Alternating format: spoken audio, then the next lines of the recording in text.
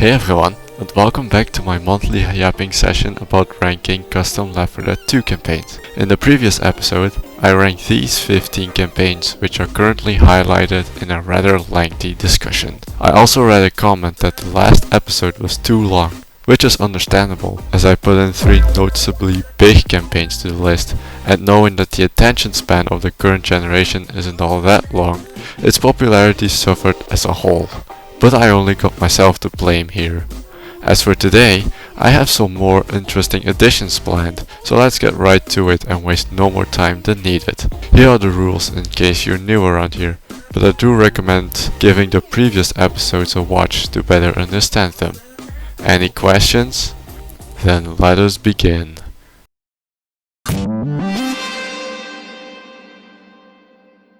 For a long time I thought that Vienna was some random city in Germany, until I recently found out that it's actually the capital city of Austria.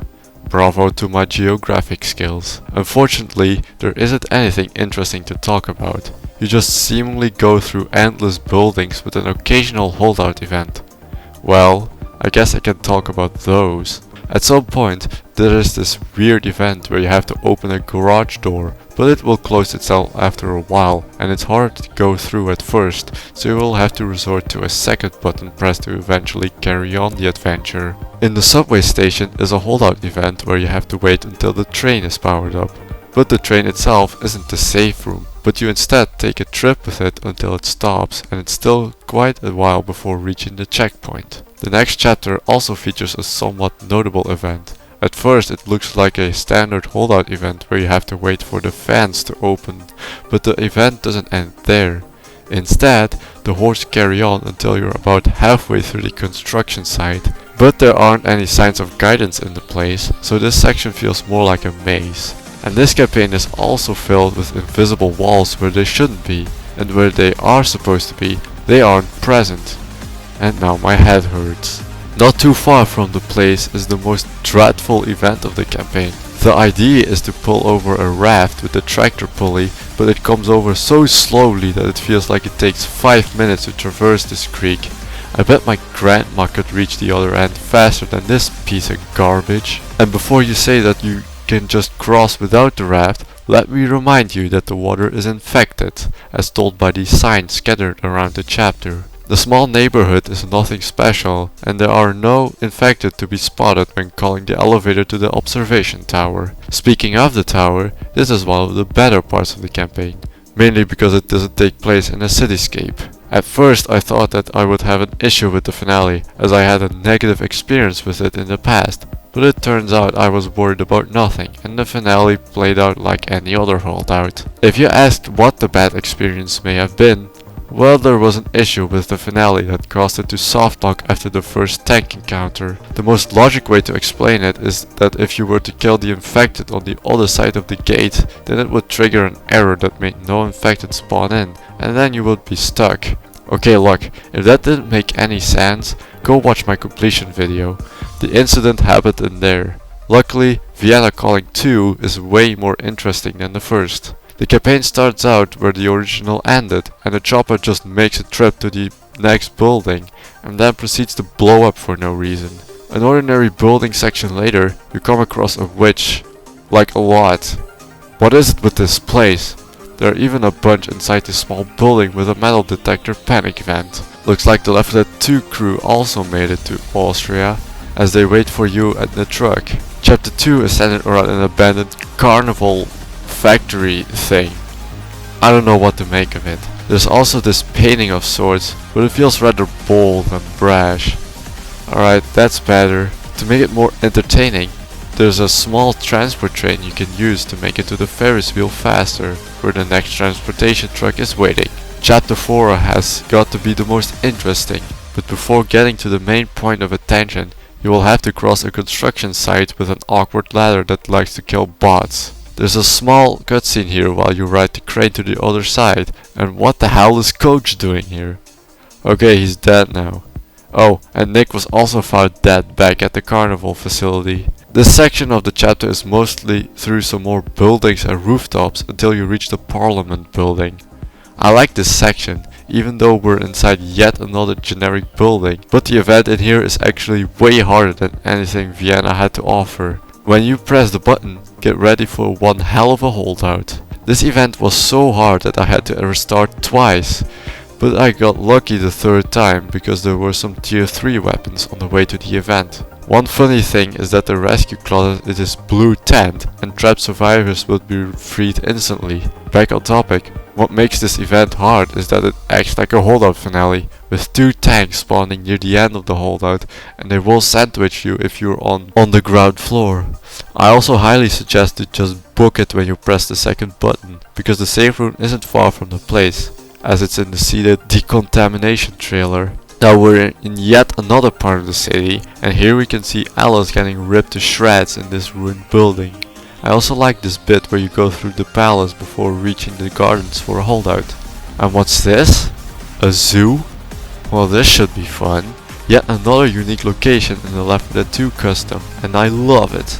Although I somewhat feel guilty whenever I need to go inside of the animal exhibits. My favorite exhibit has got to be this tropical indoors one. Weirdly enough, I felt some warmth going through my body whenever I took a step inside. Yeah, I don't know what I'm talking about anymore. In the zoo is also an event where you have to blow up gates with propane canisters. I thought that there would be only one supply depot with these canisters, but it turns out there is another one at the next gate, so I carried this one for no reason. But better safe than sorry. There are also the occasional thunderstorms with strong wind currents, but they vanish if you're in a building. The finale still takes place in a zoo and you gotta run to the evac zone, which is 6 kilometers from where it starts. But take it with a grain of salt, as it's not literally 6 kilometers. This addition of small lookout towers is also really nice. Man, I almost forgot this campaign used to take place in the city and... Oh, come on! After all those calm sections with some nice scenery, you have to throw this in my face? I'm out of pocket for that shit. The final rescue is near the main entrance of the zoo, and what could it be? Seems to be an elevator of some sort. I wonder where it leads to. Another ground lab, huh? Real original. But wait, the medic from the hit game Team Fortress 2 is also here. Okay, this is not what I expected. Man. Vienna Calling 2 went from an ordinarily boring city campaign to a somewhat fun experience towards the end, which is a nice twist, and Return bumps up its ranking by a few spots. With that said, Vienna Calling 1 goes to the bottom of mid, and its sequel is above average at the very least.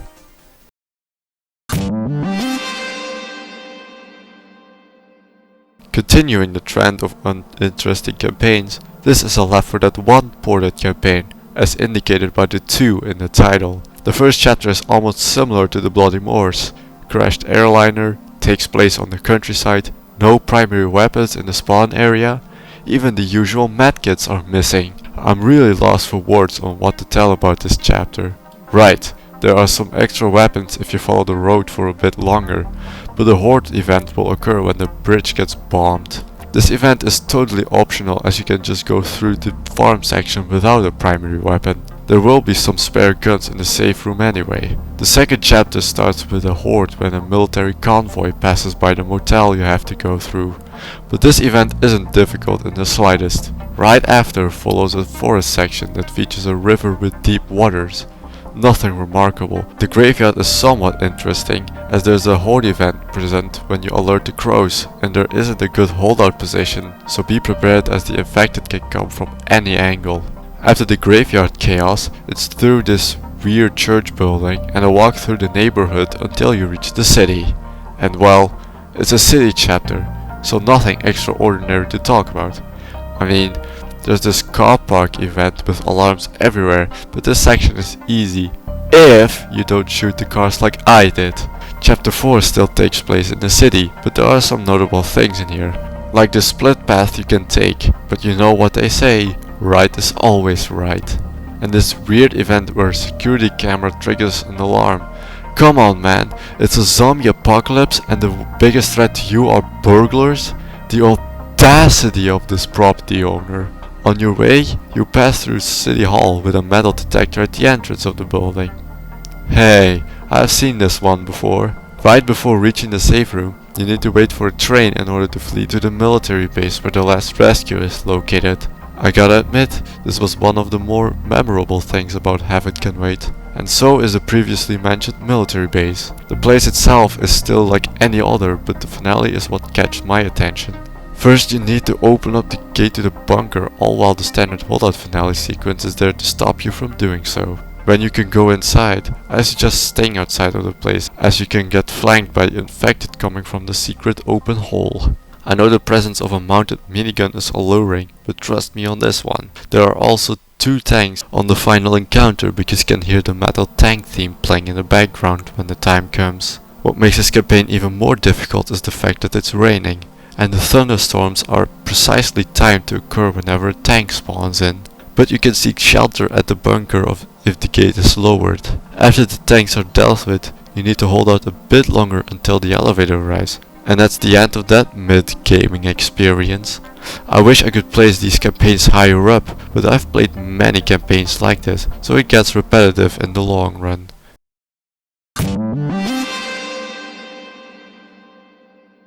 Left Behind marks the first installment of the Dead City series by IL Cannibal. At least that's what I thought when first playing this. This campaign already got my attention at the very beginning due to the small but neat cutscene. But after that it's yet another generic city campaign. For chapter 1 at least. Whitaker also owns a gun shop in this part of the States. Well, this makes the regular campaign easier. If you want to play it like a generic campaign, then you can use a laser AK-47. But I decided to make it more challenging by using the burst rifle. The second half of the first chapter is already a choke point on its own, because of the event at the end of the chapter. After you're stocked up in this small supply spot, a train will come by and there will be hordes until you reach the safe room. It isn't too bad, but the zombies can come through bushes you cannot see through, and the tank also likes to spawn at the gas station, so it wouldn't be uncommon if all 4 grenades are used in this event, but I suggest bringing at least 2 power bombs. One for when the tank is active to make the fight easier, and one to deal with the aftermath so you can smoothly reach the safe room in the gas station. Chapter 2 goes away from the city and leads to a dam. This event is basically the entire chapter. Upon arriving, you need to fix the computer in order to turn on the power, which in return opens the door to the safe room. And here's where the difficulty ramps up by a shit ton. The computer parts are scattered all over the place and you may only collect one at a time, as told by the hints the director gives you. A major part of the difficulty also comes from the fact that the same special infected can appear twice in a row, like over here at the large water tanks. The hardest room by far is the main floor monitor room, as infected can spawn from both sides and getting out of there is also quite challenging. But there are some extra supplies in there, so it checks out I guess. The hordes do eventually stop once the computer is fixed. Now you just gotta cross the gap with a cable car and hop on the train to the military base. Luckily chapter 3 isn't that big, so I can go over it fast. There's only this event where you need to find a keycard to open the door to the safe room, that plays a finale sequence. For some reason. So tanks will be in play and the area is very cramped, so you better get that keycard fast. If that wasn't stressful enough, you need to hold the scanner instead of pressing it once, so close calls will happen often in here. The finale still takes place in the military base, but it takes a while to get there. What I often do in this finale is to hang out either in this open place or near this camp. One thing to note during this finale is that there will be 2 tanks at both encounters, so there's another difficulty spike for no reason. I guess chapter 3 wasn't hard enough, so Cannibal bumped it up in the last moments of the campaign. I gotta admit, this isn't really a city campaign as only one chapter took place over there, and therefore I had a fun experience with Left Behind. Even though the difficulty is somewhat inconsistent, above average will do for now. I have high hopes for this series.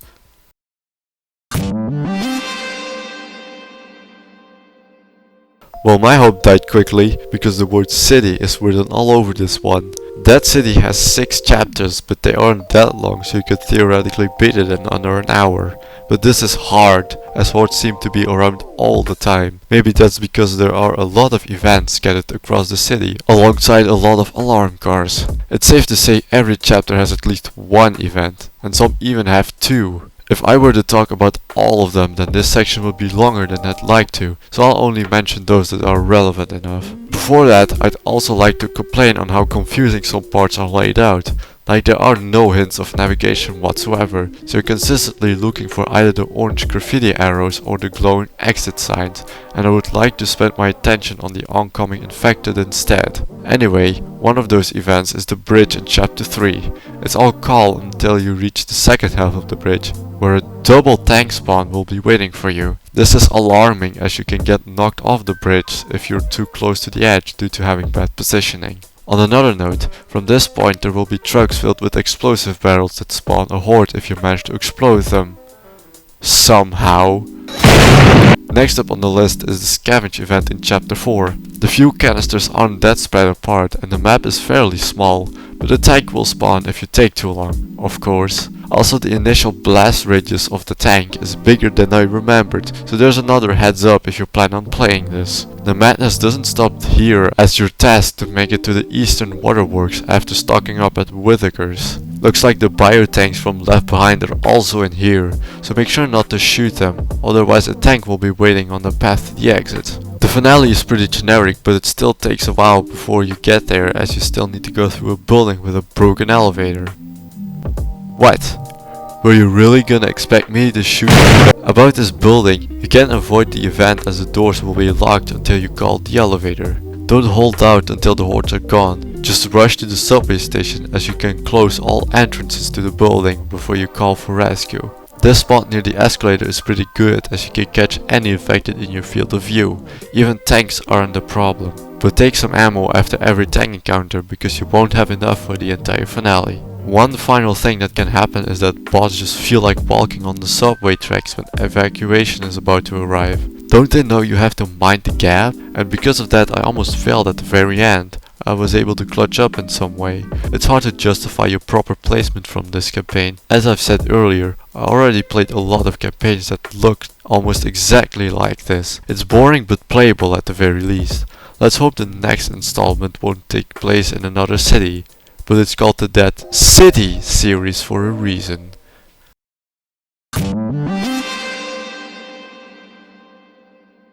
Well, this certainly doesn't look like a city. I might be in for a special one. It starts out in this meandering road until you reach this fence. And why is there a scavenge finale in the first chapter? I'm not kidding, even the finale startup sound plays when you enter the small town.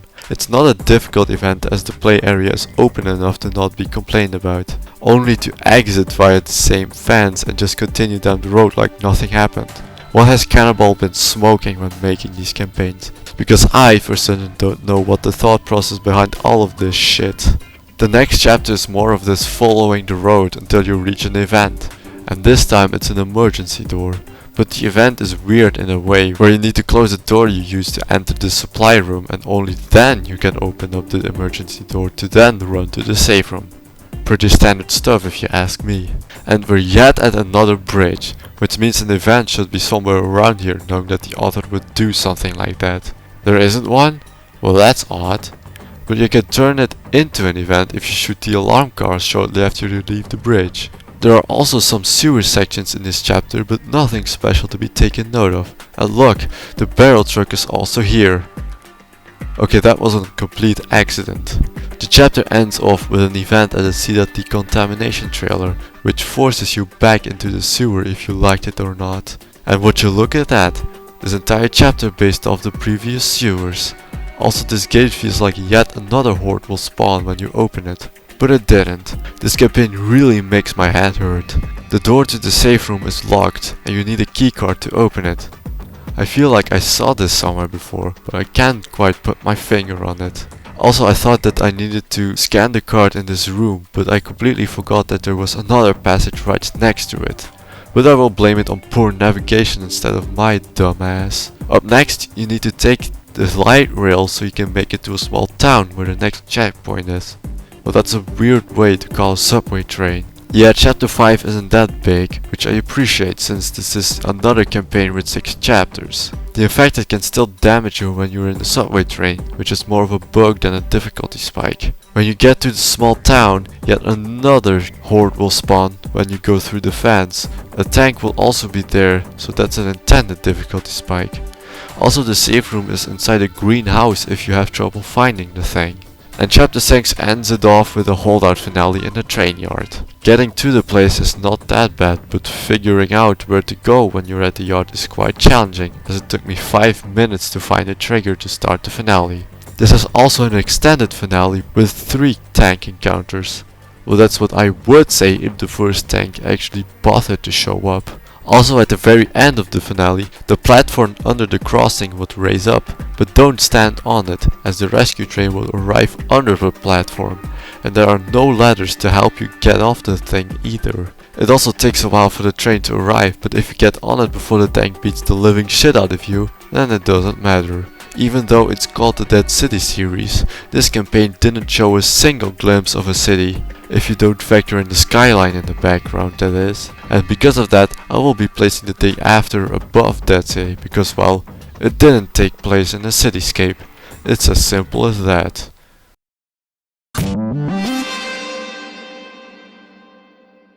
And the train from the day after brought the gang back into the city. Not to sound rude or anything, but I've already seen it all in Dead City. The arrival better has something special to offer, otherwise I'll be placing it next to Dead City in the tier list. And it's yet another campaign with 6 chapters.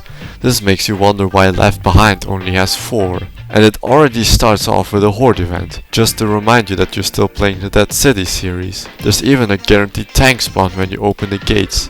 Yeah, thanks, Cannibal. It seems like the author mashed everything from the previous campaigns together, as the first section was based off the military base's entrance on Left Behind. We're back in Dead City, and the sewer section from the day after makes another appearance, and there's another event you have to rush to the safe house all while another guaranteed tank spawn is in play. This isn't very fun, mind you. Okay, what the fuck? This is literally the first chapter of Dead City. Even all the item spawns are the same. I guess Cannibal ran out of ideas for this chapter. Luckily the second half is different, as we need to take another subway. I could take a breath when the subway reached the next station. There's even a rescue closet if you manage to die before getting into the red line. Up next is a new section, but it's just a simple straight road, and all that new stuff didn't last long, as we're back at the same event that takes place before the bridge section. And just like I predicted, the item spawns are one-on-one, so I knew that there was a laser sight spawn over here. I guess my session with Dead City 2 paid off for once. As the name implies, chapter 4 is all about the bridge, but this time the layout has been slightly changed.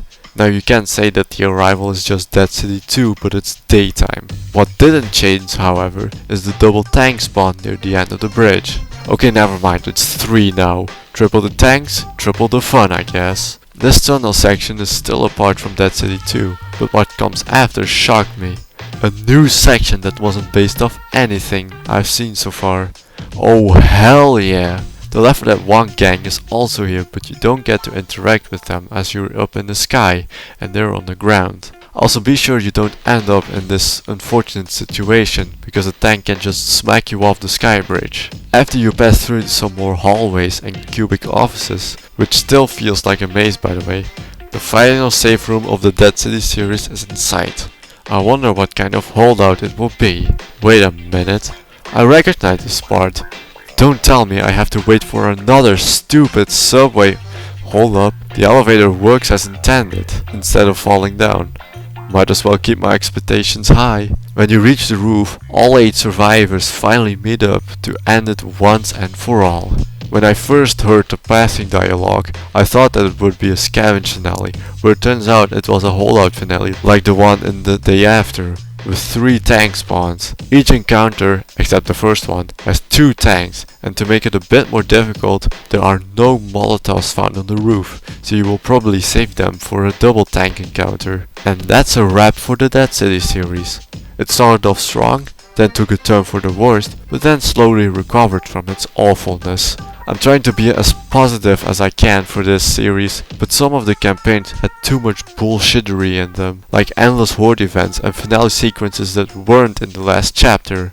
I'm especially looking at you the day after. If I had to summarize my ranking into one sentence, then Left Behind was the best one, Dead City is the worst, and the others were pretty mid. I could blame the terrible level design due to the campaigns being made for competitive play, but who the hell plays this game competitively? Like actually, I genuinely want to know because Versus always had a reputation of being a flawed game mode. What this piece of text should say is, this campaign is for people that play a non-competitive game competitively, which is already stupid and brain dead on its own. So beware of bullshit gameplay loops and non-interesting city sightseeing. Sorry, but not sorry.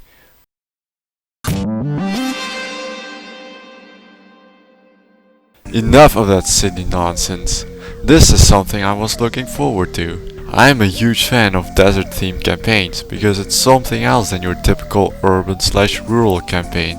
This chapter doesn't get boring fast as the subtle wind ambience in the background makes for a fun detail, and this little house is fun to go through, but it holds a secret. Down in the basement is an elevator, and it takes you to a secret military base. Makes you wonder for what kind of journey the survivors have signed up for. Hordes immediately come at you when you arrive at the mysterious site, but the area is simple enough to hold down, so no problem whatsoever. Don't forget to pick up that early tier 3 weapon on the Humvee's trunk. It will serve you greatly in the long run. There will be another random event when you reach this water section, and now we are strapped in for an exploration adventure of an abandoned military base. Right off the bat, there is the optional event to get tier 2 weapons from the armory, but an alarm will go off when you open the door, so I suggest preparing in advance. Or you can be a pussy and run back to the safe room when you collected your better primary weapon. There's something about this campaign and opening doors. I feel like there's gonna be a lot more of that. Here's another one of those water sections from chapter 1, and I wasn't fortunate enough to let a tank spawn in this area. Why can't a giant zombie also not be slowed down by water? That's the real reason this part can be troublesome. And there's the Alamo, the name of the chapter referred to, and holy shit, that's a lot of dead bodies. Something tells me that the military is trying to hide something. Or someone. I don't know, it's been a while since I played this again. Finally a breath of fresh air again in this chapter, but this is cut short because you need to turn on the power in order to open the gate. This is just with a press of a button, and the horde will also spawn when you try to leave. If you're running low on supplies, then go check out the chopper crash site as there will be a decent amount. A nade launcher will also be lying around the place. Man, the author sure loves his tier 3 weapons. Back inside, there will be even more corpses lying around. I'm starting to think that there are also some human corpses between those infected ones. So mysterious. Ooh. Ah. Let's hope the final chapter can shine some light on the whole situation. But first, you need to go through some more military infrastructure, one of which is a giant water storage room with 3 tanks spawned. Yep, one over there, one in this small room, and another one in the hallway to the next part of the chapter. Also be careful when you go around this edge, as you will die from fall damage if a tank knocks you off. One issue with this chapter is that pathfinding of the bots is broken around this part, where they are just doing fuck all while I was being strangled by a smoker. Shit happens, I guess. Before closing out the chapter, you have to find a way to put out this fire. Well, obviously every expensive government project has a water sprinkling system, so you will have to use that. Oh, and the horde will also entertain you while the sprinklers are doing their job. And here we are, the final chapter. Hopefully all my questions about this place will finally be answered. Let's see what this tomb has to offer. Well, I'm not getting much information from this, other than more questions. Like, why is the combine symbol all over this place, and this monolith thing is very ominous. The finale secret starts when you touch the void rectangle. I should have known not to touch that darn thing, because now my vision starts changing colors. I feel like I've seen this status effect somewhere else. What I like to do is I turn off my flashlight when I have the black and white color correction, because it's hard to see when my flashlight is a literal orb of light. But other than that, it's just another holdout finale with 2 tanks at the final encounter. The monolith asks you to come closer, and then you will see this cutscene where the survivors... Hell, I don't know what to make of this. Some writing on the wall said that the monolith holds 1, 4 or 9 dimensions, and the gang is supposedly traveling to one. This finale left me with more questions than actually answering them. Maybe I should take another look at all those other writings on the wall. I'm not really a lore guy, but I'm sure someone has made a video about the untold story of 149. What I can say, however, is that this is an awesome campaign with a scenic atmosphere. Even though you are forced to go through claustrophobic vents at some point. The soundtrack is also a killer. Not too surprised because it's the same composer who did the soundtrack of the Bloody Moors. The ambience through the entire complex fits the aesthetic, and the safe room music is pretty chill, all things considered. And up next is the entire reason why I hesitated to start this project in the first place.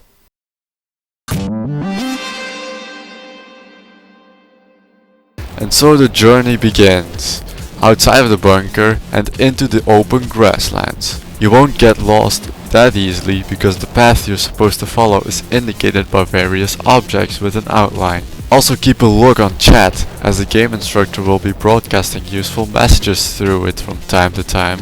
After quite some time, the last stop of the first chapter is the train station, which is also briefly mentioned halfway through. You need to hold down the generator to activate the train, and then head to the passenger car, which is of course at the very back of this comically long train. This cutscene will play at the start of every chapter, which tracks your progress through the march. You gonna put up tents and shit, or keep moving? And yes, you're not seeing that wrong.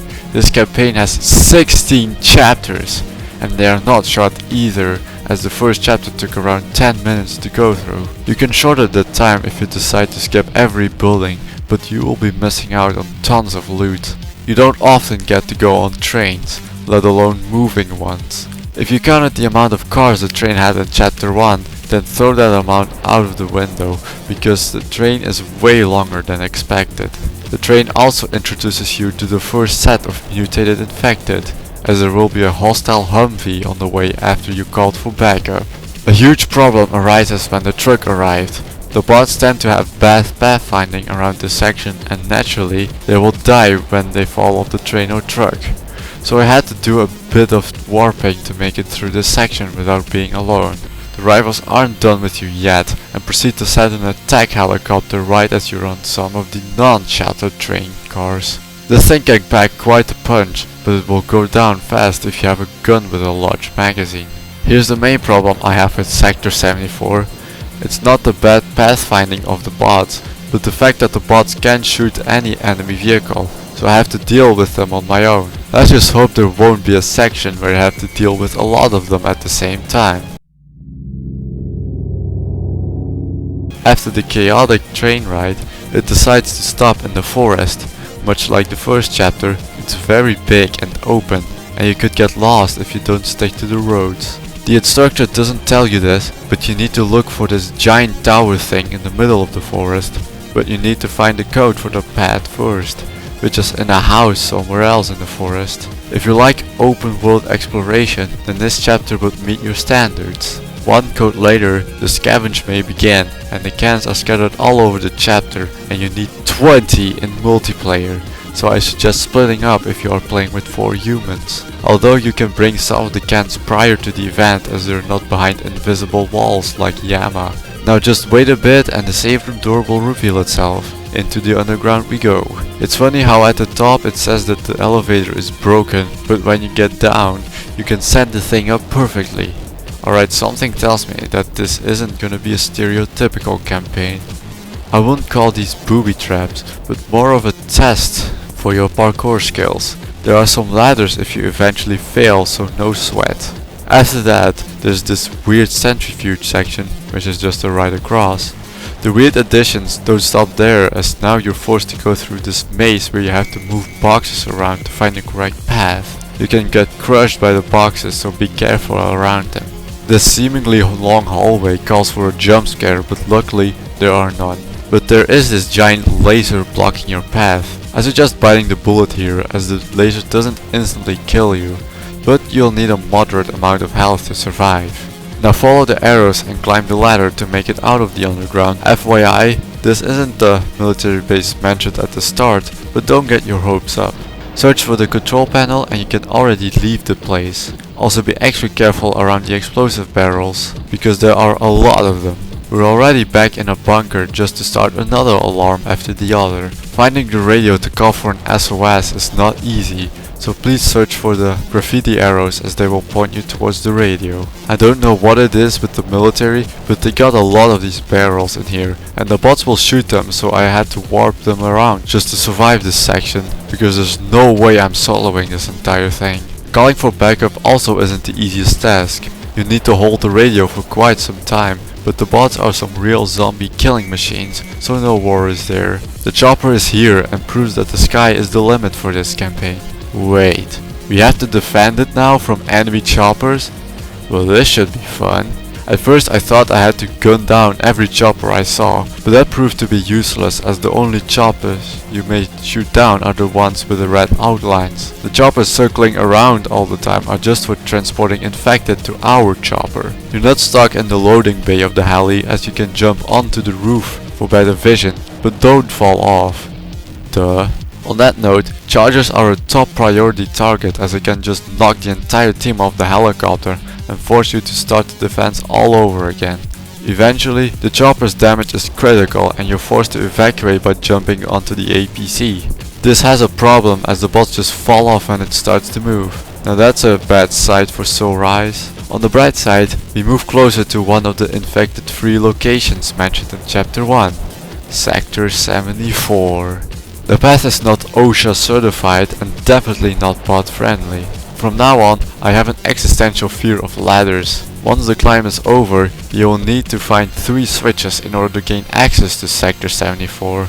Like everything else in this campaign, this is made way more difficult by the fact that there are multiple hazards inside of the building, like 2 tank spawns, a floor hazard on the 3rd floor, and an enemy chopper once you made it onto the roof. You don't have to go all the way down, as there's a shortcut after this tightrope walk. While I still hate the pathfinding in this campaign, Chrono should update those in the future. Anyway, you won't enter the sector immediately, but you have to wait until the elevator gets there. Of course it's not a normal elevator ride. Halfway through, an alarm will go off for no particular reason and a series of hordes and boomers will drop down from the ceiling until the elevator fully descended. Hopefully Sector 74 won't be that harsh for the survivors, right? Or what the hell did I sign up for? This part looks like it came straight out of a death run map. And yes, every single trap insta-kills you. This difficulty spike is higher than reaching the top of Mount Everest. Twice. That may sound exaggerated, but I will assure you, this chapter alone is the reason why Sector 74 will be tanking some spots on the tier list. And this corridor goes on seemingly on forever. I get that the chapter with the name of the campaign gets to be the hardest, but this is just downright impossible. I'm glad I gave the bots God mode because they would have died at the very first trap. No kidding. And after that shit show, the safe room isn't around the corner as you still need to go through some tight vents and a storage room full of explosive barrels. Well, at least that part is fun because the sound effects from the exploding barrels are like music to my ears. Even the tank doesn't stand a chance against these tons of fun. Let's hope all the bullshit stays in Sector 74 because I can't stand any more of that. Let's get the hell out of here as soon as possible. Here's another one of those find eggs so you can go further. Shouldn't be too hard, but I guess I spoke too soon because there are no graffiti arrows anywhere, so this time you're really on your own to figure this one out, or if you get lucky and take the correct path in the first place. This maze is massive and with no navigation it gets 10 times harder, especially when there are these random bars all over the place. You're close to the green doorway but your path is blocked. Now this is what makes me furious. There are also a couple of misguiding routes, like this flooded path, only to lead you to a dead end with extra loot and heals, or this part where there's a breakable garage door, only to get crushed when you reach the end of the hallway. Derelict HQ is our next stop. Well, this place is very dark. It makes my flashlight look like I bought it at Walmart for cheap cash. There's really nothing special here other than the holdout in the bathroom and this weird crawl space section where you fall through the floor at first, just to go back and find out that the bridge is faulty as hell. I just want to get out of this place. Let's see what's on the end of these corridors. An airplane? Now we're talking.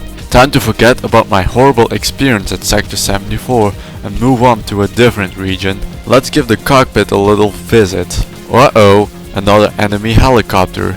It even made a hole in the plane when we destroyed it. Some of the sections are blocked with luggage, so you have to find another way. Well, onto the plane's wings we go. A nice detail is that the necessary wind is present when you exit the plane. Now make it over to the other side, and now a bigger helicopter will attempt to take down the plane. Well, make that 2 with a small one for support. So now what? I guess we jump onto this plane to make it back to ground level. A nice neighborhood sounds like the perfect place to me. Let's see if it's actually that nice. If there's one thing Left 4 Dead 2 has taught me, is that you need to go inside of every building you see, because you will be rewarded every time you do so. Well, it's still an urban environment, and Chrono decided not to put any sort of BS in here, so I'll go over this chapter quickly. Hey, what does this button do? Oh, you son of a... Well, I should have expected this, because there are explosive barrels all over the outer ring of the map. Well, this truck looks geared up. Let's take it for a test drive, shall we?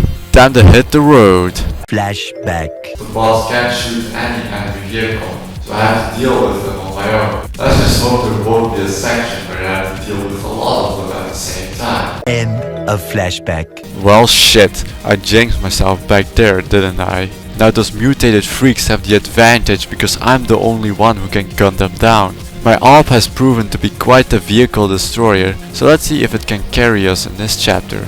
There are even some 50 cal turrets to assist in the warfare. Much like any wave related event, the next one is always harder than the last. The vehicles the mutants use are all different, ranging from standard cars to news vans, tractors, APCs and even helicopters. There are also some quick time event vehicles, like the military truck and ambulance, which spawn hordes, an oil tanker that will crash into the survivors if you don't take it out in time, and worst of all, the bumper car transporter. It will spawn in a hunter and a smoker. Deal with the smoker ASAP, because if you fall off, you're dead. Well, that was one hell of a road trip, son. Let's refuel the truck so we can reach the city in no time. I've had enough of these mutated freaks. Let's take them all out once and for all. Those fancy vehicles don't best me. Oh, what the hell is that? Chrono didn't tell me that they can also operate mechs. I will still win though. The thing is sadly too big to be taken down in one shot, so we'll have to take it apart piece by piece. Even fancy machinery can't beat me. Now this is nightmare fuel. Take out those giant infected before they reach the van, or all will be lost.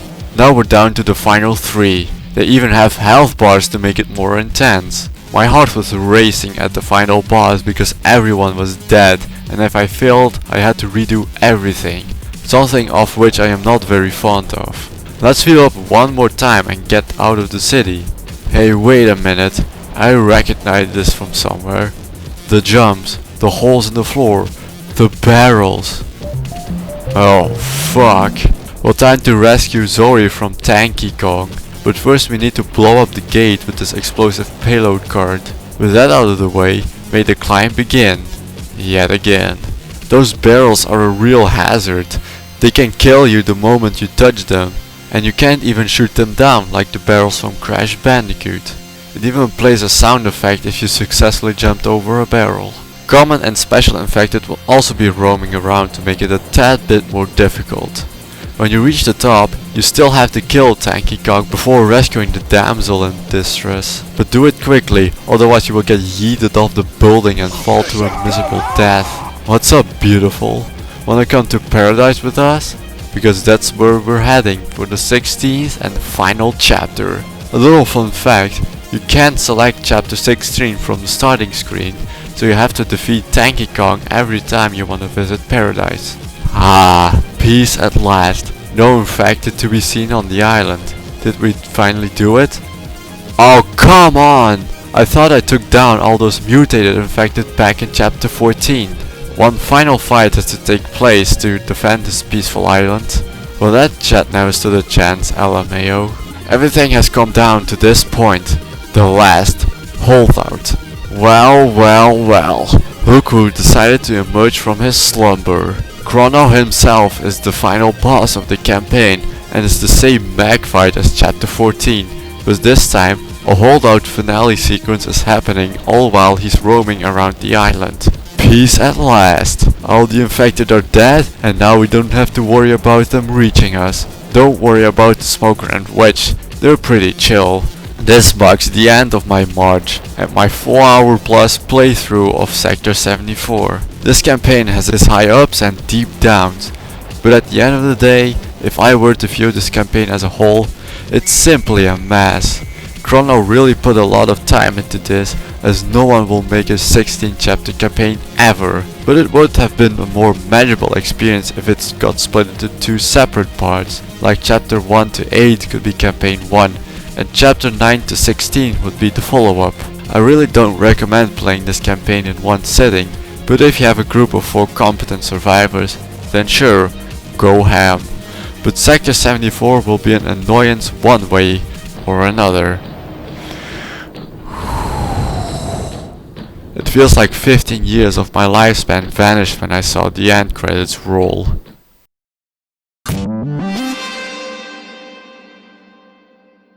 Now with that shit show out of the way, let's get back to my regular scheduling. If you haven't noticed yet, this is a Left 4 Dead 2 port of the popular Death Aboard campaign from Left 4 Dead 1.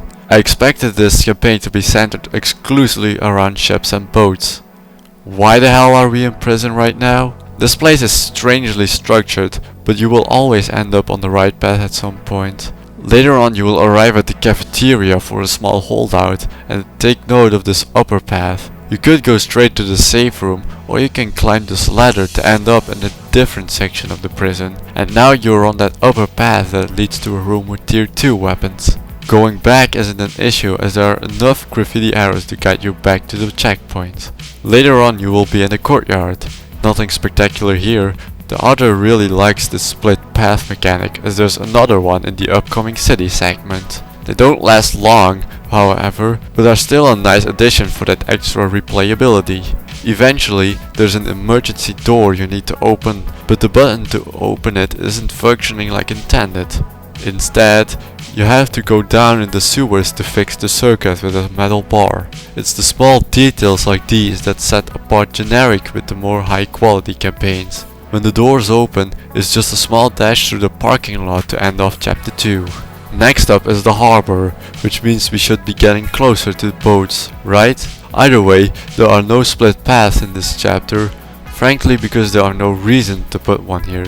A couple of tricky sections later, you need to lower the same dumpster from dead air in order to progress. Most of the time, the safe room is just around the corner whenever you encounter a holdout, and this chapter is no different. Oh look, the safe room is inside a dangling container. Bonus points for originality. And here's the main course of the campaign, the massive container ship. One way to make it more unique is that the ship is tilted and not straight up. This has its downsides, as the pathfinding for bots isn't the greatest in here, and slipping off high surfaces is not an uncommon mistake. I got lucky with the tank spawn, but I don't think this is an intended feature in the campaign. But what's in the container, you may be asking? Out of all things you could have put in that thing, it had to be an alarm car. Brilliant. There is another split path in the ship, and the container section looked more fun to me, so I took that path. After a while you will end up in the engine room, where you can also leave the ship. But another mandatory holdout is needed before you do so. Another place that was shown in the intro poster was a lighthouse. This is also where the finale takes place. At first I thought that a boat will be coming to the rescue when we turn on the lighthouse, but I was wrong. A hot air balloon is way cooler if you ask me. Be thoughtful of where to hold out, as the lighthouse is pretty high up and you instantly die when you fall down, so be extra careful around charges and tanks. Speaking of tanks, there will be 2 at the final encounter. Man, I feel like I've said it a million times already, but it's true. One complaint I have about the finale is that the bots have awful pathfinding. Here are some examples, like Coach suddenly falling off without me noticing, him wandering off during the last tank fight, and where the hell is he going this time? The air balloon is over here, you moron! One more thing I'd like to praise about this campaign is its soundtrack. I wasn't a big fan of it at first because it sounds very grim in the first 4 chapters, but the finale had some more uplifting music playing in the background. And the safe rooms track is also atmospheric in my opinion.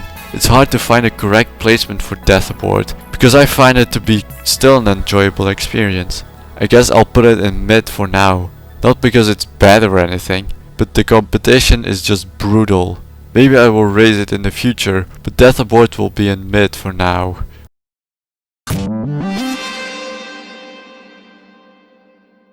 Based on what I saw during the intro loading screen, this campaign is centered around a cinematic theme. I wonder how that will play out. To start things off, there's a house with an event in which you need to shoot down the bell at the top floor, which is made harder by the fact that you don't have any loot. At least it's a quick restart if you somehow failed the first event of the campaign. Just head through the treehouse at the playground and then you will stumble upon an unavoidable alarm car. The safe room is just down the corridor near the train, so you can either choose to hold out until the hordes have stopped, or you can book it for a quick checkpoint. A farmhouse is a nice place to hang out for a while, but we need to blow up the well in order to reach the next safe room. Fetch the detonator on the attic and some dynamite sticks in other locations and kablamo! That's a way to clear a path. Okay, what happens now? Oh, that's not good. Slow motion. At least we got away from an incoming horde. It might just be me, but I really like this cave section, where you have to follow some fireflies in order to reach the surface again. There are some underwater sections, but no problemo. Just don't end up like this moron over here. After the cave is a hidden lab that studies the special infected, but be careful, some of them are still intact. Now it's a steep climb up this building until you reach the ventilation system, to then drop down in front of the safe room. And we're in the city. Well, time to skip ahead until something interesting happens. For starters, I really like this small detail where you have to shoot this extinguisher in order to put out the fire. This isn't the only fire we encountered in this city. There's a giant incinerator present halfway through. I really felt on edge when I only had 1 minute to cross it, otherwise the infected will be eating good for the day. Shortly after that, the safe room is in an unreachable position, so you have to use the crane to lower it. What the instructor doesn't tell you is that you need to get up on the highway in order to actually end the chapter. Like always, a bile bomb makes the highway section a lot easier. Holy hell, this container is absolutely loaded. It was so loaded that it made my client crash. Out of all the campaigns to crash my game, this is the one I expected the least. Even Sector 74 didn't crash a single time. I'll give Chrono that. Continuing down the highway, you will have to gun down this tanker truck. Why? So the cement mixer can make a hole to the sewers. There's an ominous scavenged gas can on the way out, but luckily the van only needs 1 can to be fueled up. Alright, the path's clear. Now we just gotta... Uh-oh. Reloading!